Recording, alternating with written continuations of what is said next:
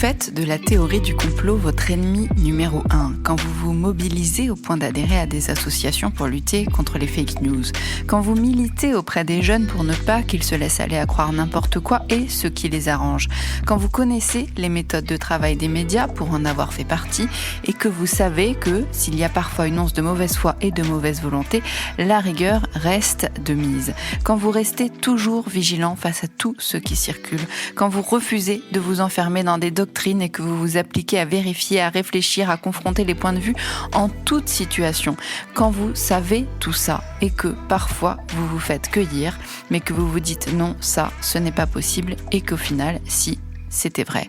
Alors, dans ces cas-là, vous sentez monter en vous des résistances. Vous n'avez pas envie d'y croire et clairement, vous préférez vous dire que c'était encore une connerie, une vérité exagérée, une histoire sortie de son contexte. Vous n'avez pas envie d'y croire parce que vous avez envie de croire en la démocratie. Vous avez envie de croire que le gouvernement, son Premier ministre et le chef de l'État n'agissent que dans l'intérêt général et sont les premiers garants de la liberté d'expression. Vous avez envie de croire qu'il n'est pas aisé de gouverner un pays mais qu'ils le font avec la plus grande sagesse et le sens des responsabilités. Vous avez envie de croire que la police ne fait pas de zèle et protège simplement la population. Vous avez envie de croire que les violences policières étaient des extrapolations, les manifestants gazés des minorités et les délits de faciès une invention. Vous avez envie d'y croire. Vous avez envie de croire en la liberté de la presse, en la liberté d'expression, en la République et en ses valeurs. Vous avez envie de croire qu'en France, la pluralité des opinions politiques, la liberté de culte, les divergences de mode de vie, de mœurs, de religion et de façon d'appréhender la citoyenneté sont compatibles avec nos institutions.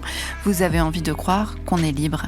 Libre de lutter, libre de ne pas être d'accord, libre de le dire, libre de s'exprimer, libre de dessiner, libre d'écrire, libre de mettre des banderoles à sa fenêtre. Libre de mettre une banderole à sa fenêtre quand on n'est plus libre de manifester. Ça s'est passé à côté de chez moi, j'ai vérifié mes sources, ce n'est pas un fake, une femme a vraiment passé 4 heures en garde à vue dans une grande ville de France pour avoir mis une banderole qui affichait le mot Macronavirus en lettres noires sur un drap blanc. Ce mot, elle ne l'avait pas inventé, c'est la rédaction de Charlie Hebdo qui en avait fait sa une le 29 janvier dernier. Elle l'avait repris à son compte. Ce mot a été considéré par les autorités comme un outrage au chef de l'État. Et c'est là qu'il faut croire dur comme fer à la force de nos institutions, à la bonne foi de nos dirigeants et à l'impartialité de la police pour ne pas s'interroger sur les dérives totalitaires possibles en ce moment. C'est là où la colère ne doit pas altérer notre lucidité. Observer, constater, savoir, juste savoir. Loin de nos dirigeants l'idée de profiter du muselage de la population via le confinement pour empêcher certains opposants de s'organiser.